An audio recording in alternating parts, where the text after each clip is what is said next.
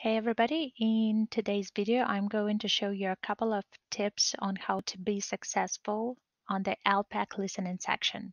So LPAC is the English Language Proficiency Assessment for California, and it assesses our English language learners. If you are one of my students, if you are learning English and this test is upcoming, you know that it's coming, so listen to these tips and use them. So on any of the sections of your test, your screen would look similar to what I see right now. You have two buttons to play. So just a quick tip before I get into the tips, the strategies. So when it tells you guys to um, listen to, for example, a conversation, don't press this recording first. Listen to the question first. And that's one of the tips, one of the important parts. Look at this part. This is super important.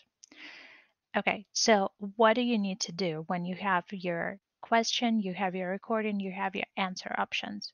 So the first part that I recommend to do for my students is read the question. Read the question first. Don't press that recording because it plays only once. So read the question and highlight the keywords. For example, in this question, why does the teacher talk about the boys' grade? So why is one of the keywords. It's asking for a reason. Okay, who are we talking about? Okay, the teacher. Highlighted. Got it. Okay, then we have the word talk is a verb, so it's the action. We know it. Okay, and another keyword is boys grade. So we are talking about the boys grade and we are looking at the reason why the teacher is talking about the boys grade.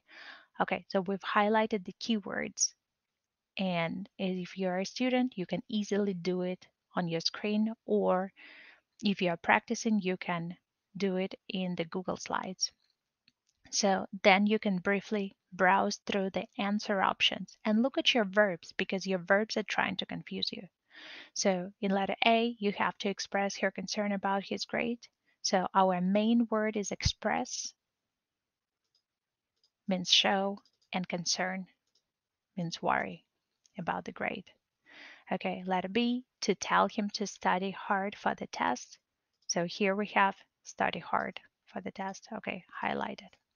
Okay, letter C, to praise him for turning in a good report. So praise is one of the keywords and a good report and turning in. So those are your keywords. Okay, and then letter D, to compliment him for getting an A. So compliment means saying a great job, you're doing really well, you did really well, and getting an A. Okay, so after you've highlighted, you now have your focus. You're not just listening without any purpose. So next step that is very important for you to have your paper, to have your paper and a pencil or a pen to take notes. Why is it important to take notes? Because the conversations can get longer. They're not going to be those teeny tiny conversations. They're going to get longer. So take notes on your paper, brief, short notes. Okay. And you take notes during the recording. When you play the recording, if you have that option to pause the recording, pause it, take notes, then play the next portion, pause, take notes. If you listen without stoppings, if you don't have the option of pausing, so only take keywords, write down keywords when you're taking notes. After that, look back at your question, look at your notes, and then look back at your answer options and start eliminating, means taking out the wrong answers by looking back at your notes and remembering what the conversation was about. That's why your notes will be a very helpful tip to use. Okay. And after that, so you would be selecting your correct answer. All right. So take a look at the test taking strategies again here. There are only 6 tips. It's very important that you take notes. All right. Thank you.